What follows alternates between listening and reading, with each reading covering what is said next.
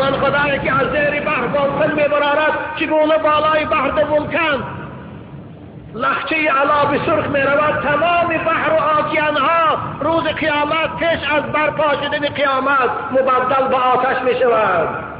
و اذا البحار سجرت، و یاد آر هنگامی را که این آبها و بحرها و آکیانها آتش داده میشود بتوانند بریزند. نه، کلا لا وزر الى ربک یومئذ المستقر. آن روز دیگر جای گریز نیست. يقول الإنسان أين المفر كلا لا وزر. نه جای گریز نیست.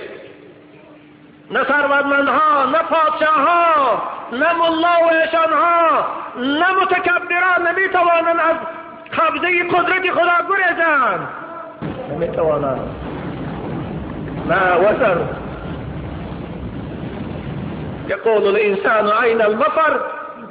يقول الانسان الكافر. انسان کافر آن روز دهشت می گفتد جای گریز کجاست، در کجا پنهان شویم.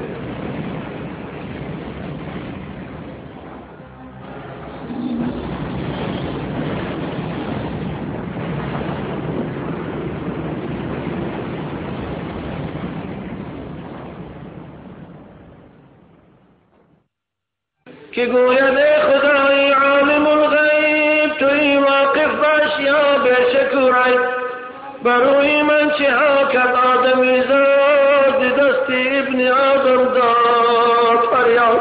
خدایا تو میدانی که در مالی من اینها خونریزی کردن، اینها زنا کردن، فاحشه خانه کشادن، طرف خانه کشادن.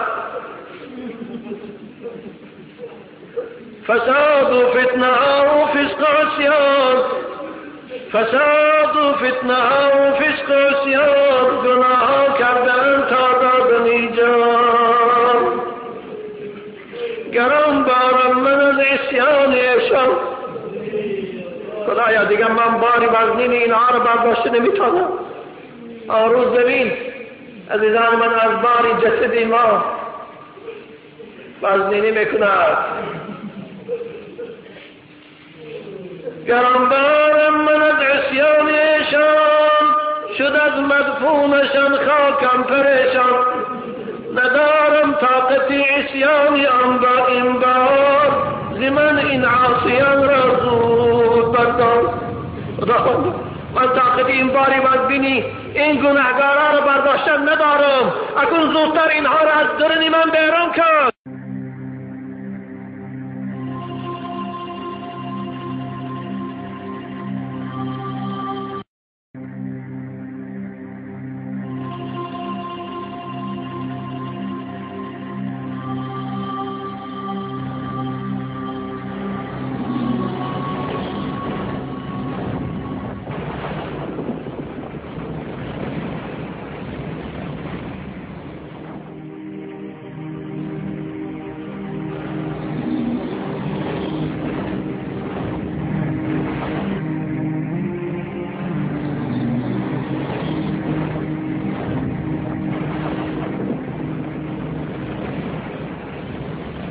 الملك اليوم لله الواحد القهار.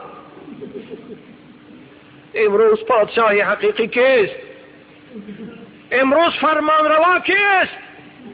امروز حکومت در دست کیست؟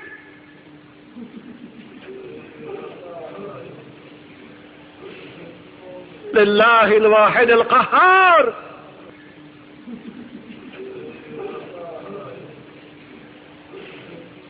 لله الواحد القهار.